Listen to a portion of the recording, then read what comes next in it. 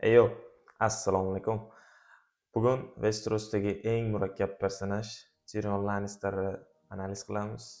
Uni dunyosiga bugun siz bilan kirib chiqamiz. Boshladik.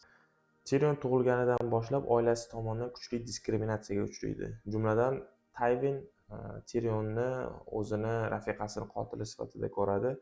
Tywinni aynan rafiqasi bilan bo'lgan paytlarida kulganini eslashadi. Shundan ham bilsak bo'ladiki, Tywin o'zini rafiqasini juda ham qattiq yaxshi ko'rgan. Lekin aynan rafiqasi Tyrionni dunyoga keltirishda vafot etgani uchun u Tyrionni o'zini farzandi sifatida emas, aynan rafiqasini qotili sifatida ko'radi. Shunday bo'lsa-da, Tywin Tyriondan to'liqligicha voz kecha olmasdi. Sababi aynan Westerosdagi qonunlar va Lannister nomi bunga yo'l qo'ymasdi. Otasi tomonidan kuchli diskriminatsiyaga uchragan Tyrion opasi tomonidan ham kuchli heytga uchraydi, ya'ni negativlikka. Aynan Cersei Lannister, ya'ni Tyrionning opasi hisoblangan ayol aynan Tyrionni yomon ko'rardi. Buni ham sababi Tywin'niki bilan bir xil. Cersei Tyrionni onasini qotili sifatida ko'rardi. Aynan uni dunyoga keltirishda Tyrion onasini o'ldirgan degan qarash bilan Cersei Tyrionga qarardi, uka sifatida emas. Lekin Tyrionni aynan omon qolishida yoki o'sha bolaligida xavf-xatardan qaysidir ma'noda to'xtatib turgan narsa bu uni akasi Jaime Lannister edi. Aynan otasi va opasiga nisbatan Jaime ancha ukasiga yaxshi ko'z bilan qarardi, uni onasini qotili sifatida qaramasdi, u o'zini ukasi sifatida qarardi va aynan Tyrionni zaifligidan u foydalanmasdi.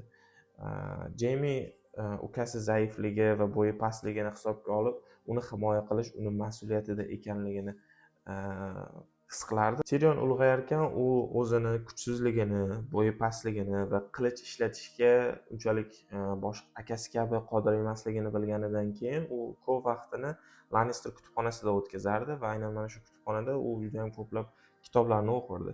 Tywin Tyrionga qaragan ko'zni, ya'ni qarashini o'zgartirishga harakat qilardi. Tywin aynan Tyrionni Lannisterlar nomiga dog' deb qaragan bo'lsa, Tyrion bu fikrni o'zgartirishga harakat qilar. U qilich ishlatishda kuchli bo'lmasa ham aqli bilan otasini hayron qoldirishga harakat qilardi. Tyrionning eng mashhur iqtiboslaridan biri bu akamni qilichi, qirol Robertni jangovar bolg'asi, mening esa aqlim bor, qilichni o'tkirlab turish kerak bo'lganidek, aqlni ham kitoblar bilan o'tkirlash kerak degan falsafada Tyrion juda ham ko'plab kitoblarni o'qirdi. Qo'shimcha ma'lumot, aynan Tyrion ajdarholarni juda ham yaxshi ko'rardi. U ajdarholar haqidagi deyarli barcha kitoblarni o'qib chiqqandi. Shuning uchun ham unga eski Valeriya kitoblari, eski Valeriya tarixi juda ham qiziq bo'lgan.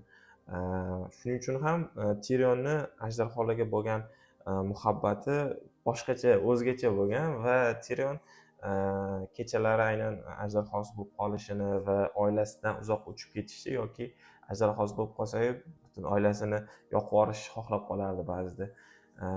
Bundan ham bilsak bo'ladiki, baribir ichki tomonlama otasi va opasi tomonidan kuchli heyt Tyrionga nisbatan ruhiy bosim bo'lgan desak bo'ladi. Tyrion haqida yana bitta qiziq va ko'rsatilgan ma'lumot bu Tyrionning muhandislikka qiziqqanidir. Ya'ni Tyrion o'zini kuchsizligini bilgani uchun boshqa odamlar bilan tengma-teng bo'la oladigan kuchli uskunalar yaratishga qiziqardi va ularning chizmalarini chizardi. Tyrionni muhandisliklaridan biri sifatida biz u otni egallash uchun yordam beradigan maxsus egarni chizmasini aynan Bran Stark qoyadan yiqilib tushganidan keyin unga taqdim qiladi. Birinchi faslni eslasanglar bo'ladi. Ya'ni Bran Stark oyog'i boshqa ishlamasligini va ot mina olmasligini aytishganidan keyin Tyrion bu narsani eshitib, u o'zi uchun yasagan, ya'ni bo'yi pastligi uchun oyog'i kichkina bo'lgani uchun aynan otni egallashda foydalaniladigan va otdan yiqilib tushmaydigan maxsus egar ishlab chiqqan bo'ladi va aynan Brandon Stark uchun ham alohida shunaqa maxsus egarni chizmasini taqdim qiladi. Ya'ni Bran Starkka yana otda bemalol yura olishi uchun va boshqa o'sha oyog'i ishlaydigan odamlar bilan tengma-teng tura olishi uchun.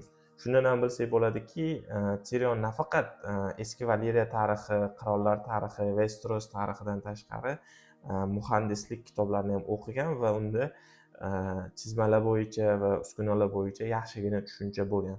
Xo'p, endi Tirionni Casterly Rockdagi davriga ozgina qaytamiz.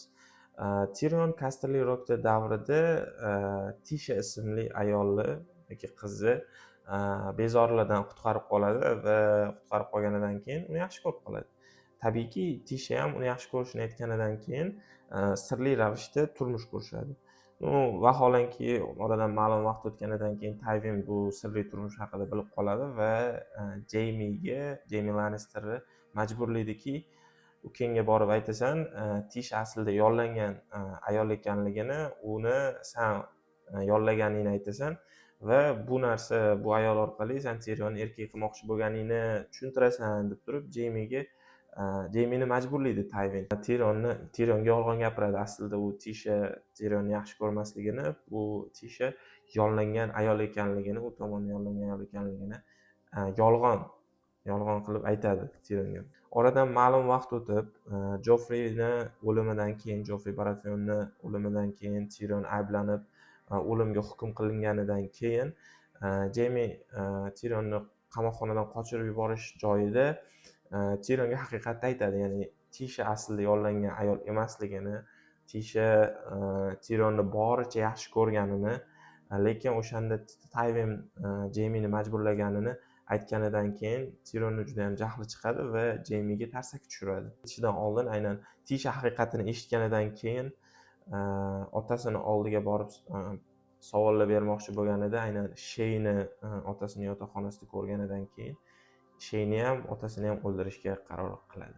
Aynan u Sheyni, otasini va Tisha haqidagi haqiqatni eshitganidan keyin Essesga ketish yo'lida juda ham qattiq tushkunlikka tushib qoladi.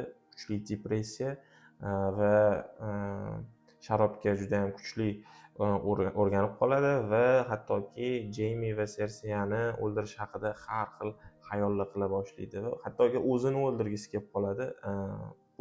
Bunaqa kuchli ruhiy zarbalardan keyin biz Tyrion xarakteriga qaraganimizda bir necha janglarga qo'rquvsiz kiradi. Bo'lmasa bo'yi past, kuchsiz deb qarashadi, lekin Tyrionda kuchsiz va bo'yi past bo'lsa ham unda kuchli aql va jasurlik bo'lganini ko'rsak bo'ladi. Tyrionga meni o'zimning tushuncham bu unga eng mos keladigan ta'rif bu murakkablik. Tyrion eng murakkab personaj. Uni tushunish uchun uni dunyosiga chuqurroq kirish kerak va bugungi videoda aynan uni xarakter shakllanish tarixini ozgina o'rganib chiqdik. Unga bo'lgan fikringiz, albatta bu sizning subyektiv qarashingiz. Aytganimdek, Tyrion murakkab personaj. Xo'p, bugun Tyrion Lannister haqida o'rganib chiqdik. Undan olinadigan xulosani sizga qoldiraman. Fikringizni albatta pastda yozib qoldiringlar izohlar bo'limida. Video yoqqan bo'lsa, like bosib qo'yinglar, obuna bo'lib qo'ysanglar xursand bo'lardim. Va eng muhimi, vaqtingizga rozi bo'linglar. Keyingi videolarda ko'rishguncha sog' omon bo'linglar. Xayr.